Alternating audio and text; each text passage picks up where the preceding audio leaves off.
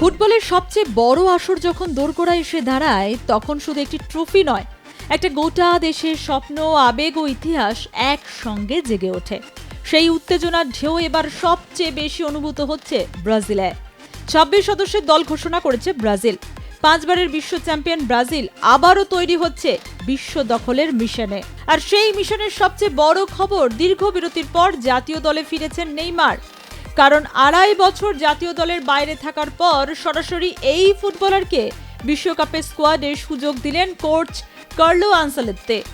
ইতালির বর্ষিয়ান এই কোচ ব্রাজিলের দায়িত্ব নেওয়ার পর থেকে সাম্প্রতিক অতীতে বারংবার জাতীয় দলে উপেক্ষিত থেকেছেন একদা ব্রাজিলের ওয়ান্ডার কিড। কারণ হিসেবে নেইমারের ফিটনেস কি খাড়া করে এসেছেন আধুনিক ফুটবলের অন্যতম সফল কোচ। তবে নেইমারের ফিটনেস জাহির করতে পারলে যে বিশ্বকাপ স্কোয়াডের জন্য বিবেচিত হবেন, তেমনটাও জানিয়ে রেখেছিলেন আনসেলোত্তি।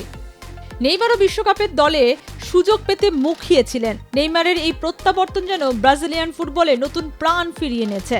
এমনকি 2026 বিশ্বকাপ খেলে যে তিনি বুটজোড়া তুলে রাখতে চান, তেমন ইঙ্গিতও দিয়ে রেখেছেন বার্সেলোনা পিএসজির প্রাক্তনী।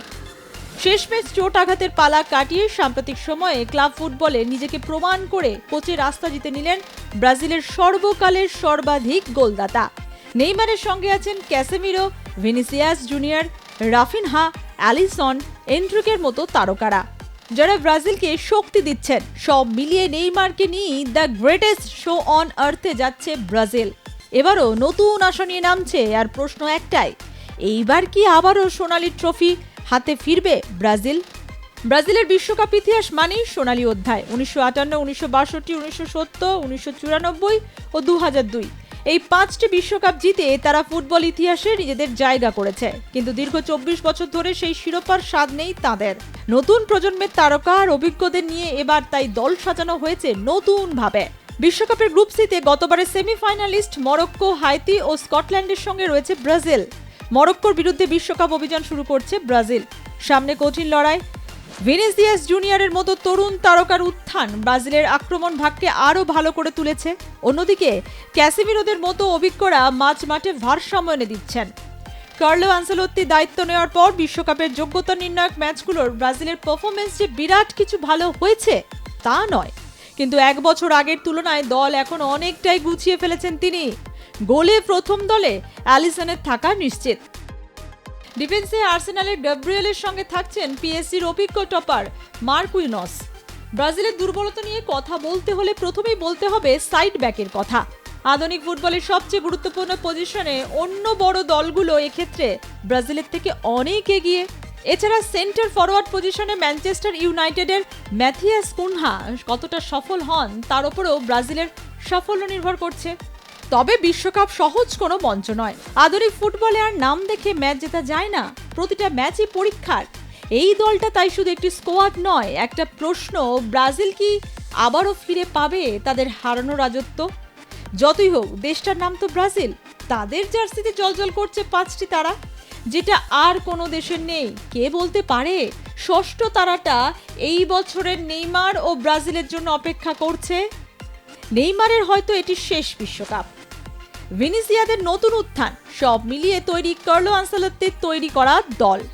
এই বিশ্বকাপ জেতার প্রশ্নটা থেকেই যাচ্ছে। তবে একটা বিষয় নিশ্চিত, ব্রাজিল যখন বিশ্বকাপে নামে তারা শুধু জয়ের জন্য নামে না, তারা নামে ইতিহাস নতুন করে লেখার জন্য।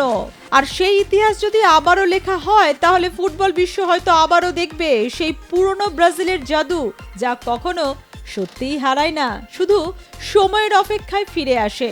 এই নিয়ে আপনাদের কি মতামত তা কমেন্ট বক্সে জানান। ব্যুরো রিপোর্ট, আর+ নিউজ।